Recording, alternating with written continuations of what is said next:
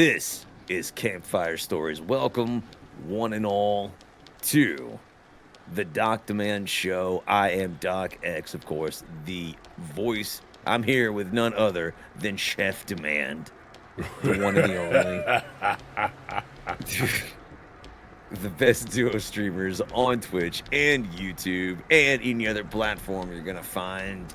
This is Campfire Stories, the place for weird, wondrous stories, conversations, creepy things, and things of the like. Tonight, man, we're going to be talking about the moon.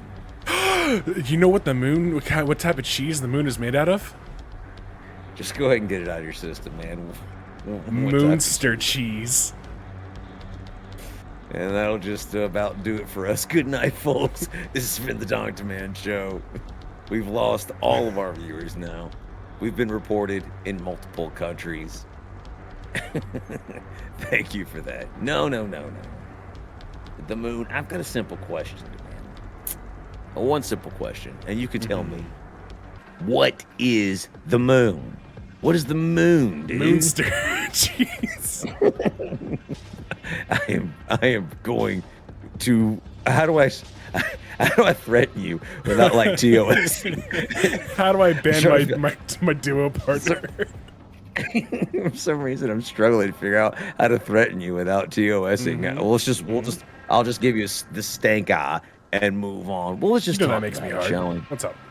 Let's give a little. Let's just give some moon facts, shall we? We'll start out with some moon facts, right? So first of all, that's a moon. These will get progressively weirder as we go on, because of course, as you well know, this is the Doc Demand Show, Campfire Stories. Welcome. A couple of moon facts for y'all. The moon, of course, is a quarter of the Earth's size. Actually, no object in the entire solar system has a moon in quite this large, ratio-wise, I believe, to its orbiting planet, or any other known moon in the solar system, or any other solar system, for that matter. Only one side of the moon is visible at all times. Tidal forces from the Earth have slowed the moon's rotation to the point where the same side is always facing the Earth, seemingly forever. So that's where we get the term known as the dark side of the moon, right? Pink Floyd. I didn't actually know that for a long time, is that, like only one side of the, now obviously it's rotating like the Earth, but it's rotating like in sync. So we can only see one side like of the moon always, right? That's why it's always looks the same. The moon is one of the only heavenly bodies with a near perfectly circular orbit to its planet, aka the Earth, right? Moon is perfectly positioned so that it eclipses the sun almost exactly, not quite exactly, but pretty close. And the distance is so flawless that at totality, it nearly blocks out the sun almost perfectly. Now, of course, that might have you wondering what exactly would happen without the moon, Demand. That's right, we would run out of Moonster cheese. Just go ahead and... How dare you? It would How be the audacity. The moon actually slows the Earth's rotation, and it lengthens our days. Without the moon, it's estimated that our days would be about 8 to 10 hours long. Ooh. 8 to 10 hours long. So I would die. Faster work days. Yeah, we'd be spinning. There would actually be no tides as we know it, other than those caused by the sun. So they would be drastically changed. And the marine life in those intertidal zones would absolutely perish.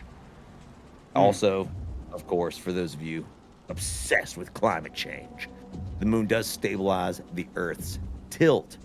Without it, it would tend to wobble erratically back and forth, and there would be wild and potentially disastrous climate changes, seemingly random ice ages, and worse. The moon's a very important aspect to the cause of life as we know it on the planet.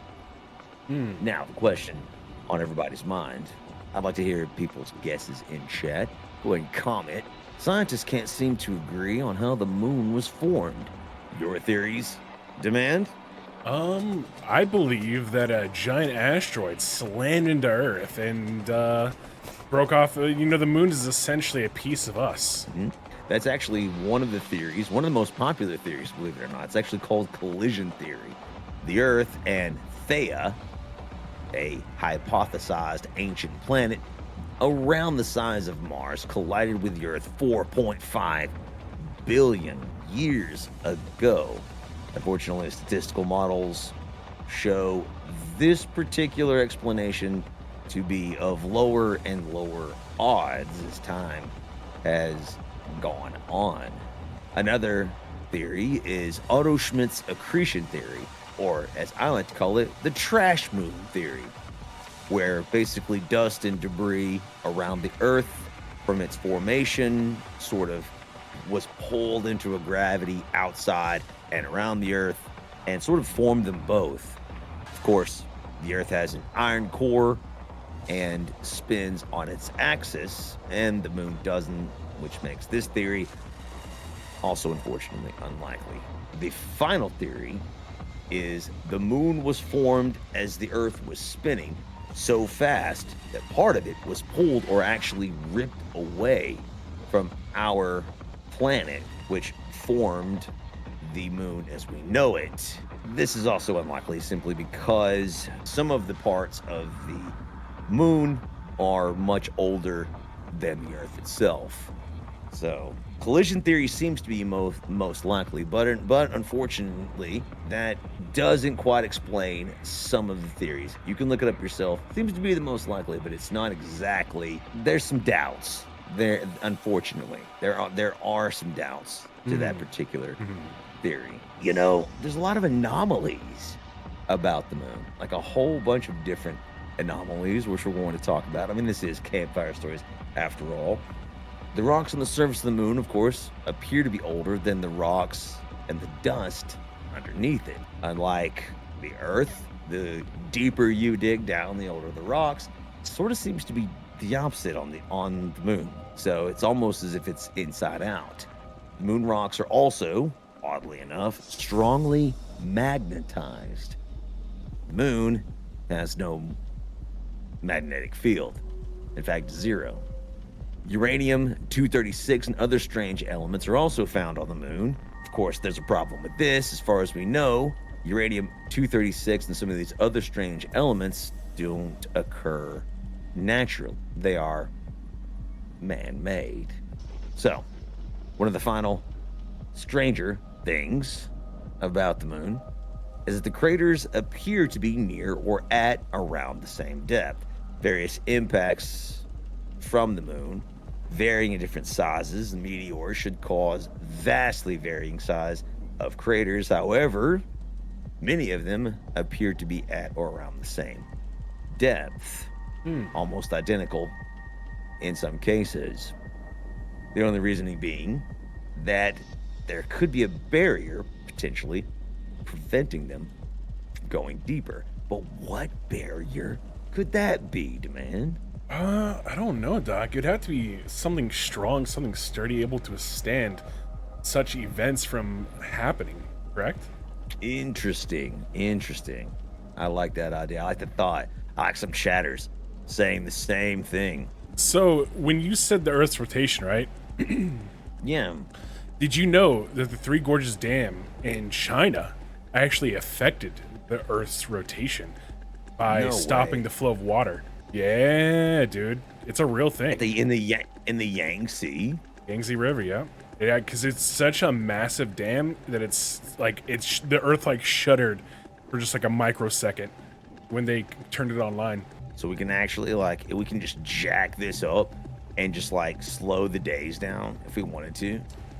I don't know, but the implements is terrifying.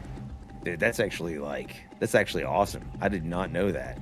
Mm-hmm. The science is freaking wild, dude. So obviously, ignoring one of the other more modern conspiracy theories about us never landing on the moon, we're gonna put that aside.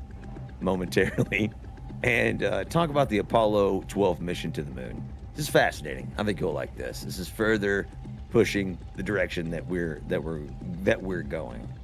So, after the Apollo 12 mission to the moon was completed, as they took off in 1969, the crew intentionally released the lunar lander and crashed it into the moon's surface. Seismic readings recorded then after the crash, it showed that the moon rang like a bell for over an hour long. Later, though, in 1970, the upper section of the Apollo Saturn V rocket that carried the Apollo 13 spacecraft into space was intentionally crashed into the moon to study further examples of seismic activity. This time, the moon rang for over 3 hours, and the vibrations traveled to a depth of over 20 miles deep. Now, this is interesting because if the moon were as dense as the Earth, vibrations should have slowed as they reached the center, right? Because the more dense things are at the center, the slower the vibrations, further mass for it to travel through. But instead, in the moon's case, they got faster, which indicated to some that the moon may not only be far less dense than the Earth, but also that it may contain hollow cavities or deep caves located inside. All that we know for sure is that the inside of the moon appears to be much less dense or composed of less denser material than, of course, what the Earth is made out of. It's just odd that the vibrations would reverberate and get faster towards the center of the mass. Just something strange to think about and interesting. Shortly after, of course, in 1970, Michael Vassin and Alexander Sherbakov of the Soviet Academy of Sciences created an advanced hypothesis to demand that the moon is actually a spaceship created by unknown beings, published in Sputnik, the Soviet equivalent of Reader's Digest. So this became one of the prevailing conspiracy theories about the moon. So, to recap, scientists have a vague idea, but can't quite or completely agree on how the moon was created. Many of the facts show a level of statistical improbability, right? The distance of the Earth, the distance from the Earth, the fact that it is almost perfectly matched with a distance from our sun so that it eclipses it nearly perfectly, right? And that it aids so much with the stable existence on the planet. Now, again, statistical improbability doesn't mean that it's not correct. However, you got to admit that with a lot of these other anomalies, it starts to look a little weird, dude. You know what I mean? Like the fact that a lot of the material on the moon is magnetized, but there's no magnetic field on the moon, and that minerals that aren't found in nature are found in semi-abundance on the moon's surface. Give you creeps or no? Where are we at? I'd say I'm 2 out of 10 on the creep scale, because it could just be like magnetic caves, and due to the pressure on the moon, like the deeper you go in, because the moon everything has its own gravitational field, right? So maybe the metal, I don't know, cold welded together to create some sort of weird shell. Weird shell, you think? Or LSD, either one. That's right. That's a callback from 2020, baby. Dude, the LSD theory, the explanation of explanations. I mean, I'm going to be honest. Some have since stated that the ancient astronaut concept proposed by the Russians was promoted as an attempt to undermine the West's faith in religion. Which I always found super weird. Like, why try to undermine, like, faith in religion? Why is that important, right? just an interesting. I don't want to go into answers, but an interesting concept nonetheless. So, a lot of these, I guess, theories sort of culminate in making you wonder exactly what the moon is indeed made of or what it could or might be. But some people believe that it's a spaceship, man, that it was placed there by unknown entities or creatures, gods, perhaps. And speaking of that, speaking of undermining faith in religions, what did the ancients say? I'm glad you asked me, man. Yeah. I'm glad you.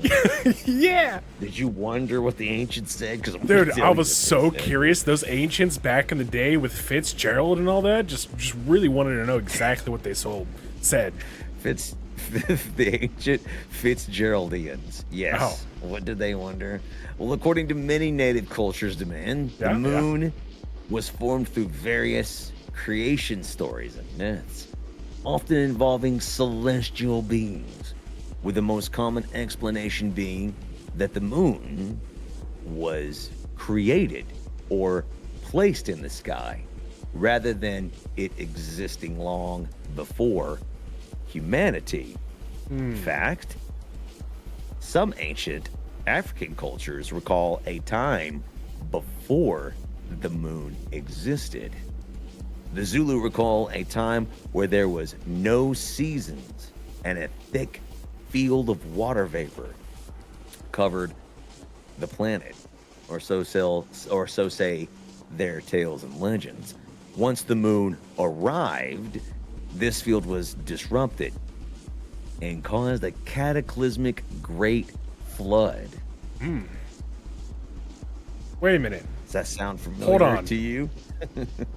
There's actually parts of Africa, you know, the Eye of Sahara, right? Yeah. There's evidence that there used to be water all flowing through that desert. Yes. Like a long time ago. Yes, there did.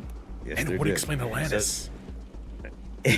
Well, it culminates with a lot of ancient civilization theorists, such as Graham Hancock, who want to state that around 12,000 years ago, during the Younger Dryas period, there was a great cataclysm that affected the Earth, which is where a lot of these sort of cataclysmic flood myths sort of come from, right? The Zulus sort of culminate that story with the arrival of the moon, that when it appeared, it was sort of the harbinger of doom, this great flood myth. That before this, that the earth was sort of covered in a misty field, like a force field almost, like surrounding the earth. Now, a lot of biblical scholars actually agree with this theory. In the Bible, before the Great Flood, there was said the people were said to have been long-lived, and some scientists theorized that this was possibly because of a great water canopy that surrounded the Earth, that sort of surrounded and protected the Earth from a lot of the radiation that we're now exposed to. And so also in the Bible, before that time, before the time of Noah and the Bible's flood story, there was no rain. It didn't exist. And if you look back in Genesis 2:5-7, it says, "And every plant of the field before it was in the earth, and every herb of the field before it grew. For the Lord God had not caused it to rain upon the earth yet, and there was not a man to till the ground. But there went up a mist from the earth and watered the whole face of the ground." So we need to blow up the moon. Well, I don't believe this misty field can be replaced. Evidently, it was destroyed, and that began the cycle of water upon the planet. So say some, right? So it never rained before then because this misty field sort of just engulfed the planet.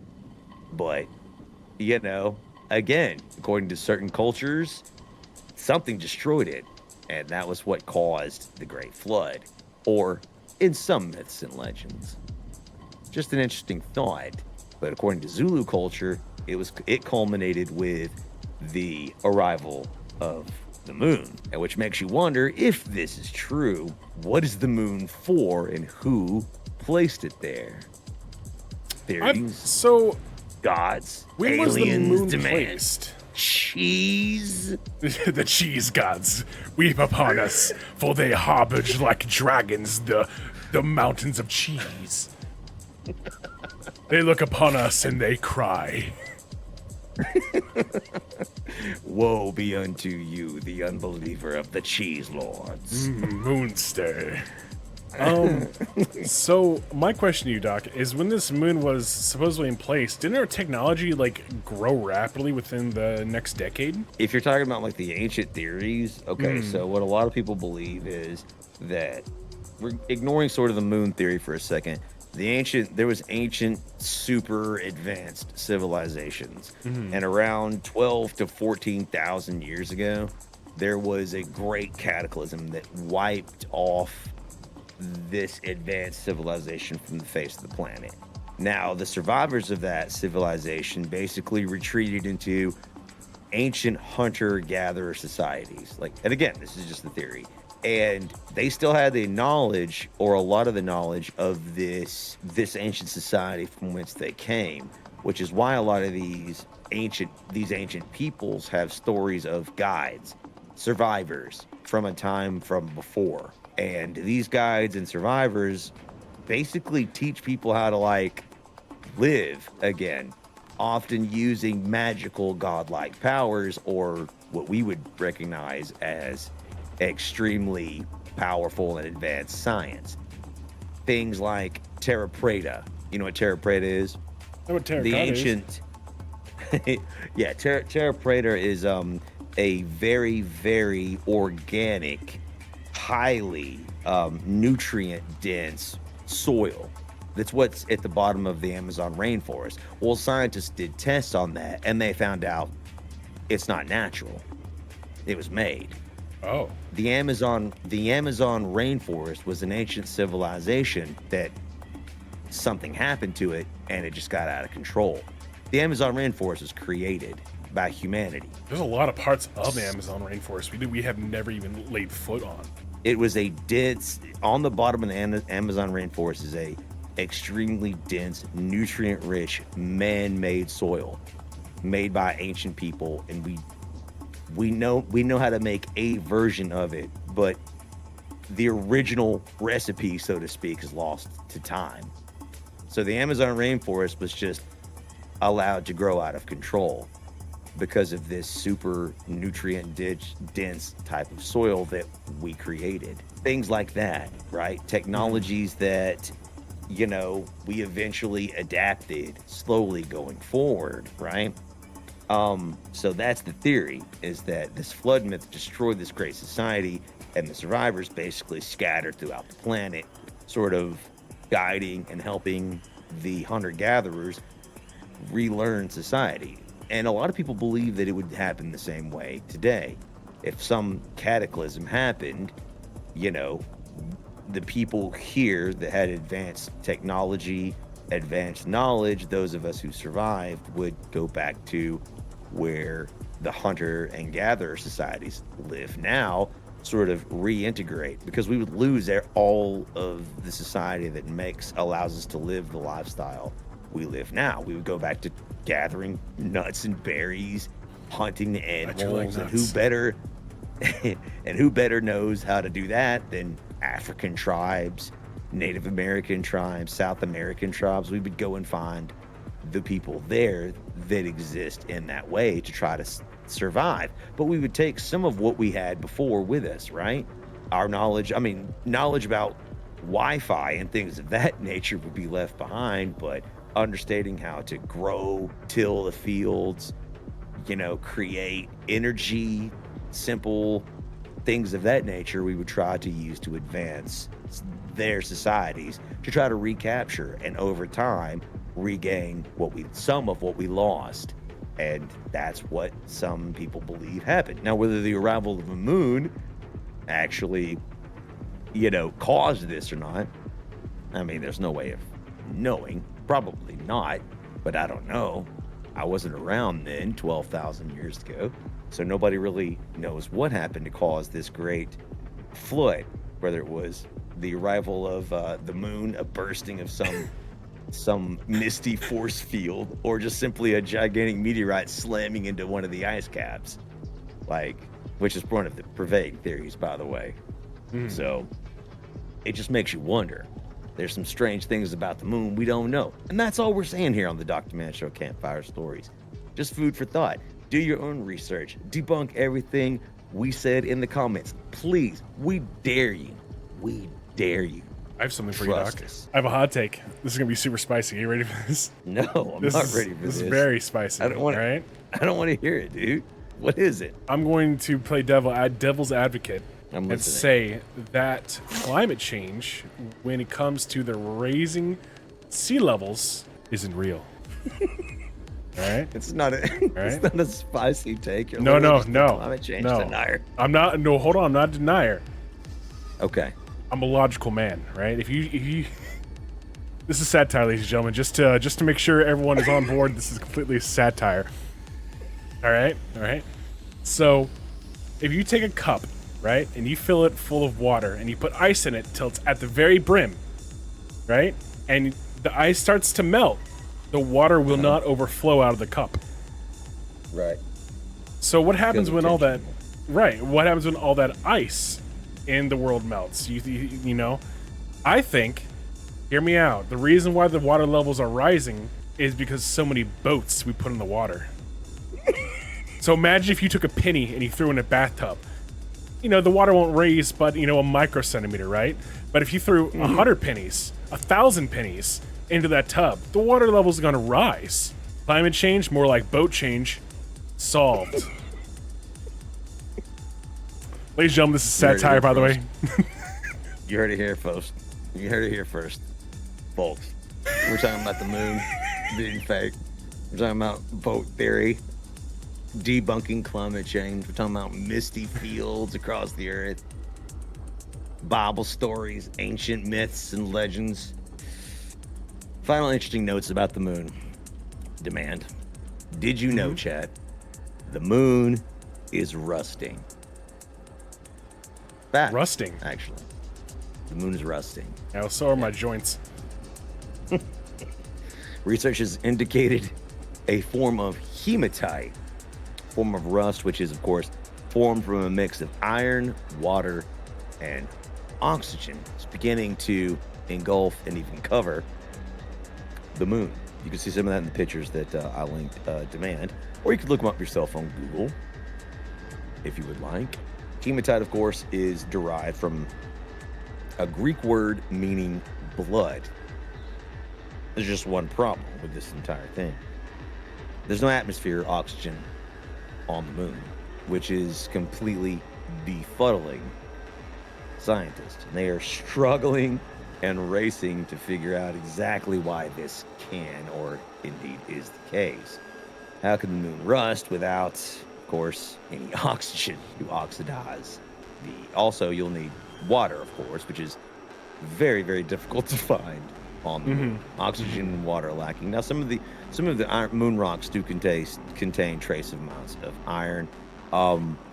Occasionally, you will find meteorites crash that have ice particles on them. Oxygen's a little bit more difficult to come by. Scientists trying to speculate that the trail of Earth's magnetic field could be depositing some small amounts of oxygen on the plant, causing a rusting effect, but they're reaching badly, right? Never let scientists tell you they figured it out completely, or they're not real scientists. It's got to be able to be tested multiple times. Correct. And it's only true until it isn't. It's a well-known fact, of course, the moon is, again, slowly drifting away from the Earth as well. Approximately 3.78 centimeters per year. Exact. It's the rusting, drifting away Earth. Not to be a downer, of course. But yes, That chatter is correct.